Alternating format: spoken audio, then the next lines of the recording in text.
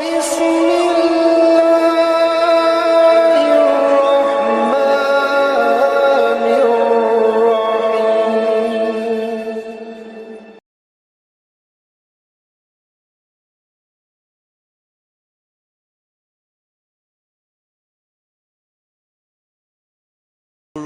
beda sama orang sekarang.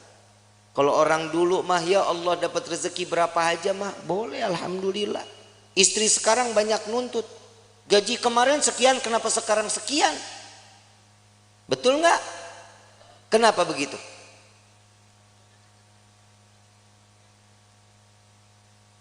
Urusan rezeki siapa yang kasih? Kenapa mintanya sama suami?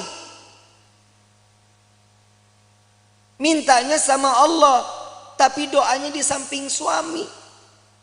Ya Allah, berikan rezeki kami yang banyak lewat suami saya. Samping telinga ngomong kalau lagi tidur juga. Ya Allah, lipstik beak.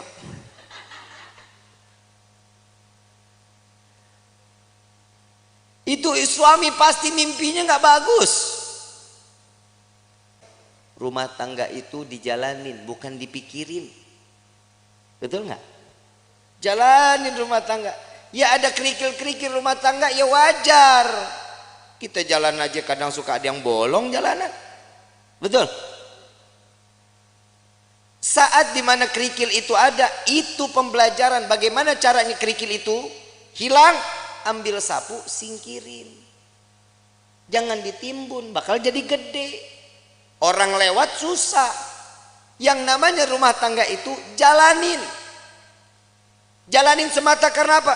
Karena Allah. Cari ridho, selamat, imannya juga dipakai. Yang namanya manusia itu ditegur lewat perkataan Allah. Takwanya yang diingetin. Kenapa? Karena pernikahan itu wajib dijalani dengan ketakwaan, dengan ibadah kepada Allah. Suami istri kalau jalan ibadah sama-sama di hadapan Allah dengan mencari keridhaan Allah, selamat rumah tangga kita, ibu bapak. Selamat. Ibu bikin kopi, ridho. Ya Allah, saya ingin bikinin kopi buat suami saya. Jangan dicampur sianida. Pahit. Bikin karena ridho, kehidupannya apapun senyum. Tadi saya bilang, jangan takut saat nanti setelah pernikahan, rezeki kalau Allah lagi kurangin, terima aja. Ujiannya tuh di dalam hidup kita. Itu ujian pertama.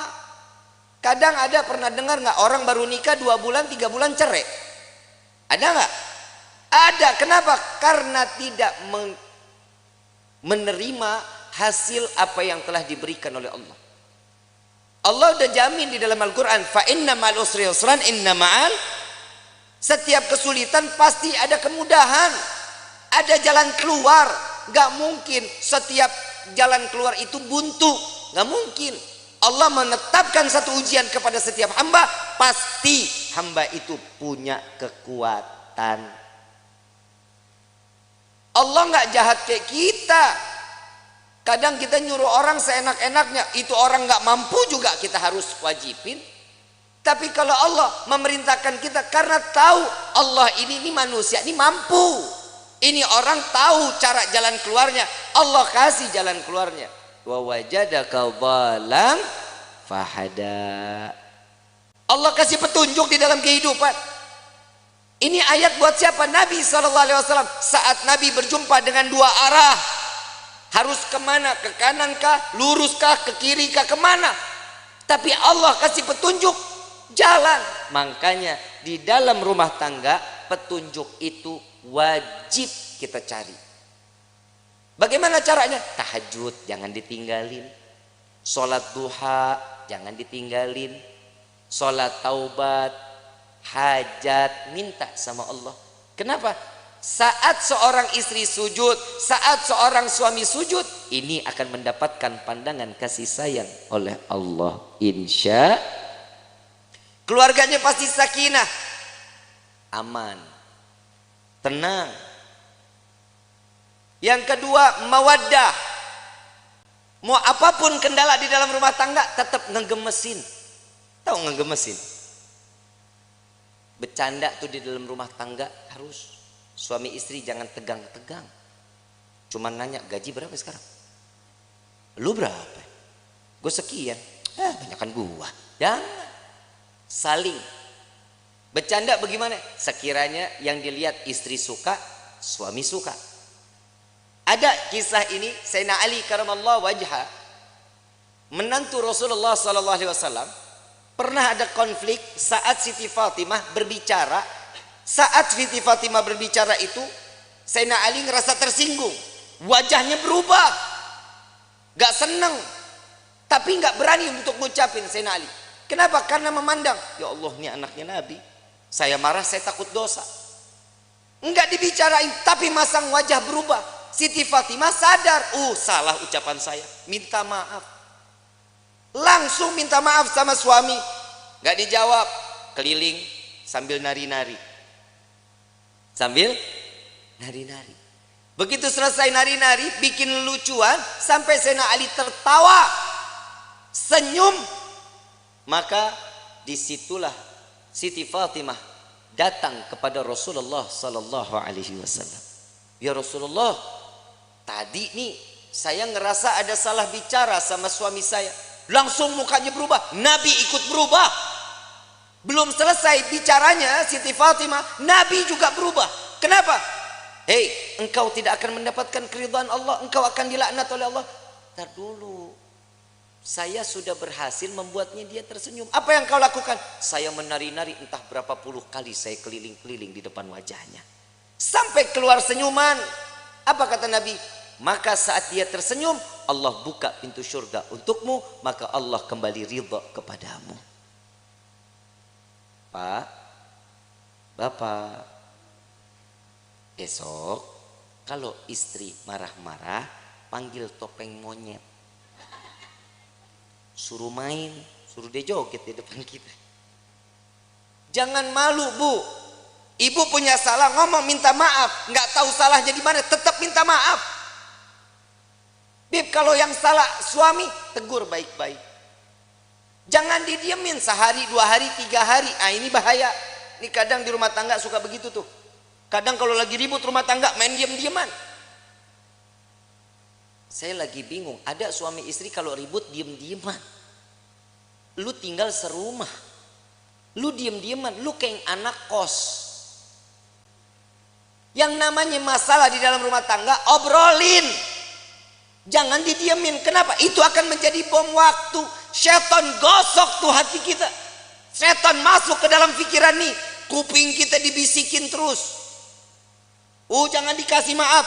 Jangan, gak usah perlu minta maaf. Jangan dimaafin. Itu pasti syaitan akan ikut campur. Kenapa? Syaitan gak bakal pernah terima ngelihat rumah tangga utuh karena cari ridha Allah. Syaitan gak bakal diam. Siti Hawa, Nabi Adam, romantisnya setengah mati.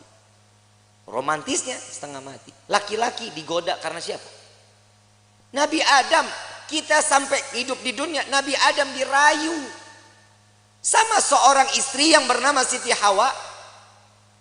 Coba ambil buahnya. Tapi Allah bilang, gak apa-apa, kan gak dimakan, dipegang aja. Dapat rayuan, Allah murka. Allah udah bilang jangan makan, jangan gak deketin aja, jangan. Dipetik baru sampai di gigi, Allah murka, diturunin ke dunia. Coba kalau Nabi Adam gak makan, gak ngedeketin, kita hidup di sorga semuanya ini. Tapi kadang manusia suka nuntut macem-macem sama Allah. Kalau lu mau nuntut, nuntutnya Nabi Adam. Gara-gara Nabi Adam makan buah khuldi, kita jadi ada di walahar. Aturan kan kita di sorga semuanya ada. Gak capek-capek kerja, capek-capek nulis CV, ngajuin, kadang diterima, kadang kagak. S1 cleaning service. Kadang begitu. Kalau kita hidup di sorga kan nikmat. Tapi inilah bagaimana kita bisa kembali ke dalam surga. Ujian dalam hidup itu yang membuat kita kuat di dalam iman kehadapan Allah. Suami mah perintahnya dikit. Cuman ngasih nafkah yang halal. Memberikan satu kebaikan, jangan mencontohkan suatu keburukan. Itu tugas suami. Istri pasar, masak, sajiin makanan, betul. Ngurusin anak, rapihin rumah, betul. Nyuci, ngepel, nyapu, nyetrika. Banyak nggak kerjaannya?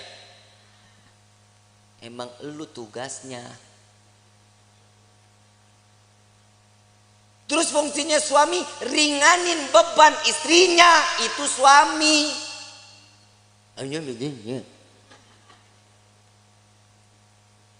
Yang namanya suami kalau lagi istri nyuci, suami yang ngejemur.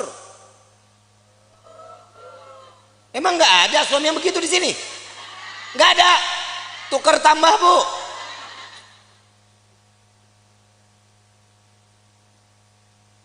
Suami angkatin jemuran, istri yang nyetrika. Nggak ada. Suami yang ke pasar, istri yang masak. Nggak ada. Ya derita lu dah. Ngeringanin beban istri itu salah satu pahala untuk suami. Minimal saat istri lelah, pundak kita berharga, Pak, buat istri. Saat istri mengadu, yang aku capek hari ini, sini saya. Gak ada yang begitu, gak ada. Berarti di dunia laki gue doang yang begitu tuh. Lah ngapa lu? Lah bini-bini gua. Ini fungsinya mawaddah, saling manja, gemesin. Tuh tingkah laku yang begitu aja ibu pada teriak. Kenapa? Gemes banget begitu. Yang ketiga, warahmah. Hibur kehidupannya dengan kasih sayang. Pegangan tangan, rahmat. Allah turunin kasih sayangnya. Rontok dosa kecilnya. Pandangan-pandangan mata, cintanya makin tumbuh.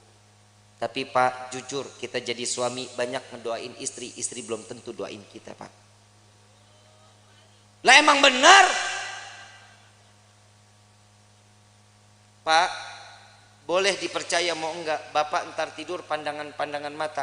Yang namanya suami ngelihat istri, pasti di dalam hatinya, ya Allah, istri saya capek dari pagi sampai gini hari, belum ngurusin saya, belum apa-apa, ya Allah, kesian.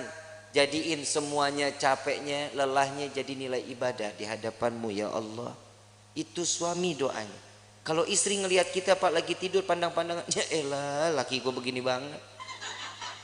Mana mata belok, hidung pesek, hitam, hidup lagi. Tuh istri begitu. Tapi ingat, Pak, semua apa yang dilakukan oleh seorang istri contoh dari suaminya.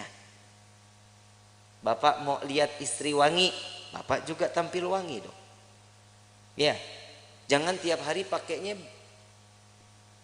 1000 bunga, 1000 bunga, 1000 bunga.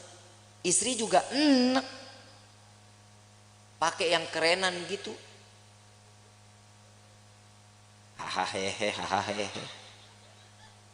Betul kan, Bu? Tapi memang istri itu dituntut wajib wangi di depan suami. Lu mah kagak. Mana apek, bore mason, cap kampak, GPU, kan? Bu, jangan lu dah, Mayang aja. Mayang, ini kan malam pertama nih, Cie.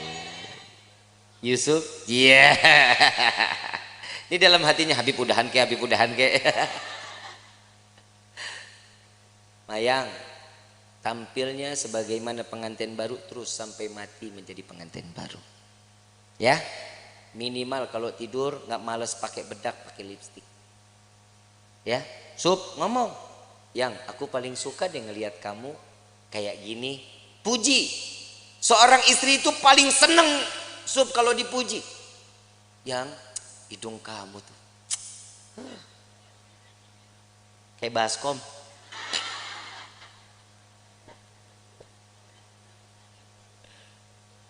sanjung. Sanjung istri. Yang Nabi sering sanjung istri, disanjungkan sama Nabi kan. Disanjung Humairah yang pipinya kemerah-merahan.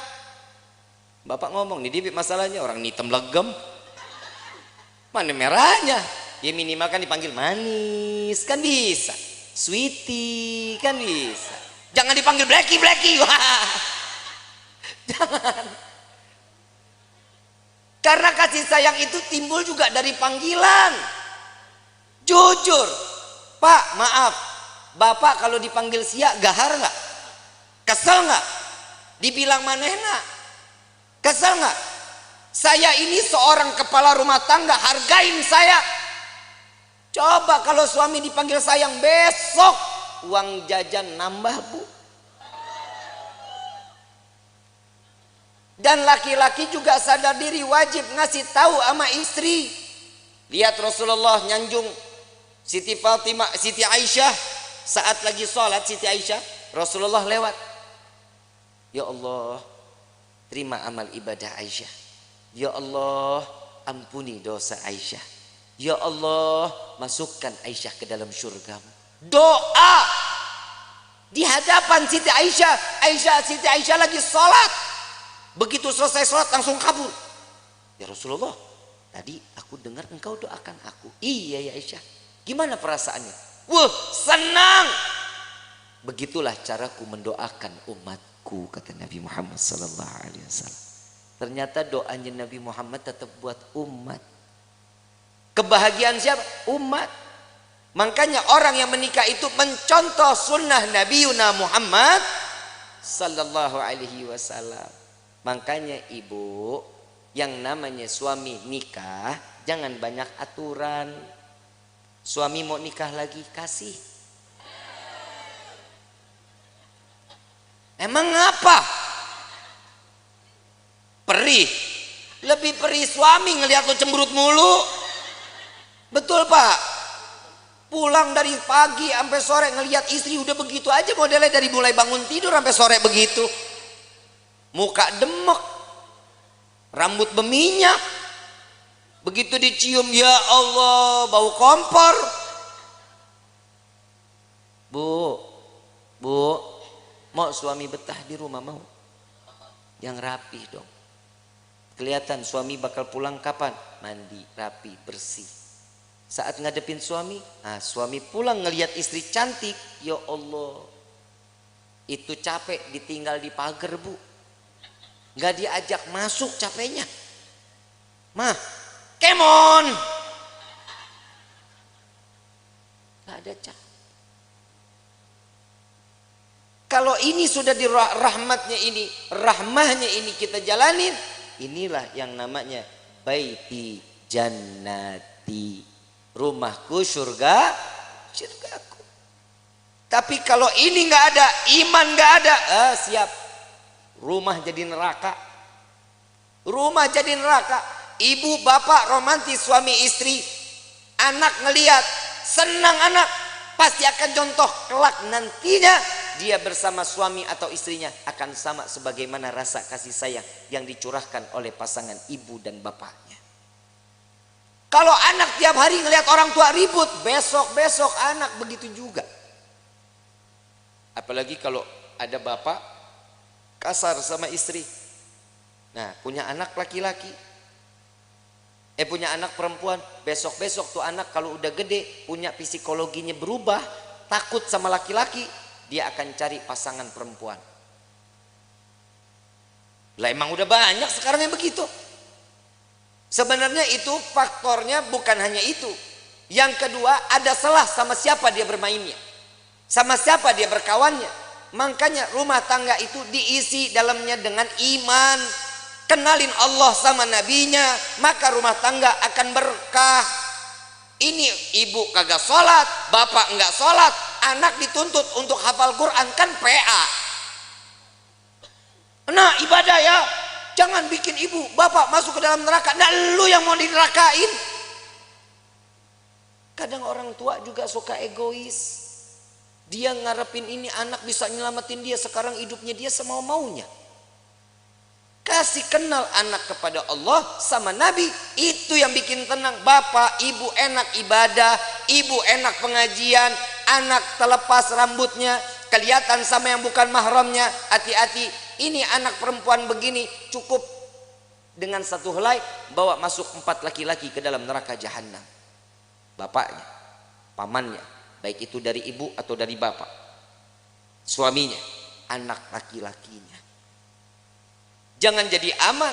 Makanya saya selalu mengatakan saat proses pemakaman, simak baik-baik. Untuk para alim ulama, para kiai, para asatidz, saya ingin menyampaikan, untuk prosesi pemakaman perempuan dilarang ikut di dalam proses pemakaman.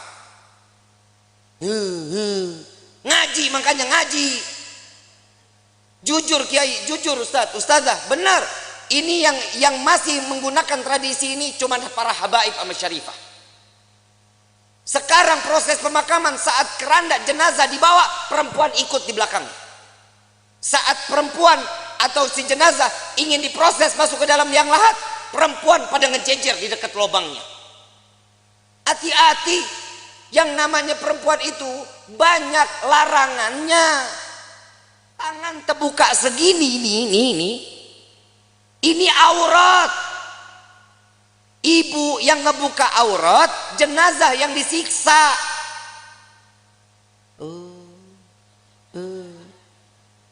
Ini tolong Pak diumumin. Pak Kepala Desa boleh bikin surat untuk setiap masjid sama musola. Perempuan dilarang ikut. Bib, ini ibu saya, bodoh amat. Habib, ini bapak saya, kumaha aing bae. Nggak boleh. Jangan. Kenapa? Ini akan menjadi satu siksaan. Selesai proses pemakaman, laki-laki keluar, perempuan mau silahkan, mau ziarah, nggak dilarang. Tapi saat prosesnya jangan. Kenapa? Bikin repot. Belum nangis kayak orang gila. Bapak, ibu. Kalau suami yang meninggal nggak begitu nangisnya. Jangan tinggalin saya, buaya. Apalagi warisan banyak, senyum. Yang tenang ya yang, mudah-mudahan diterima amal ibadahnya ya yang. Tuh kalau duitnya banyak. Ada laki-laki lihat, ini siapa nih yang nangis-nangis ngegerung-gerung? Oh, ini istrinya. Jandanya boleh juga nih. Ajang jodoh di depan pemakaman. Hati-hati ya. Kiai, Ustadz, tolong ini diumumkan di setiap majlis-majlis ta'lim. Ya Bu ya. Ya Bu. Ibu sayang nggak sama jenazah? Mau dia saudara, mau dia adik, mau dia siapa, biarin. Yang urus biar orang yang mahramnya laki-laki. Emang ibu ikut gali kubur?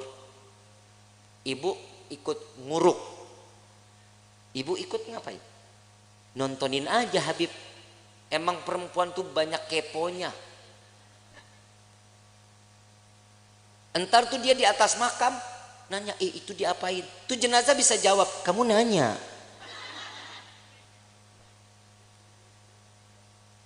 Bahaya.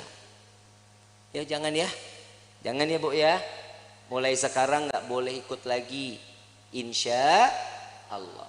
Nanti kalau suatu saat, mudah-mudahan kita semua dikasih umur panjang, sehat afiah untuk ibadah kepada Allah. Amin ya Rabbal. Allahumma, entah keluarga kita yang meninggal biarin aja, biarin sampai selesai. Mau ikut ke pemakaman boleh, tapi nunggu selesai proses, laki-laki keluar, perempuan baru masuk. Ya, ikut situ. Mau tebar bunga silahkan, ya, mau naruh air mawar silahkan, nggak apa-apa. Tapi saat proses, perempuan jangan ada yang ikut. Kenapa? Ini yang akan menjadi penyebab siksaan untuk ahlil kubur. Na'udzubillahi min dzalik. Kenapa? Karena perempuan itu banyak larangannya. Paham ya? Insya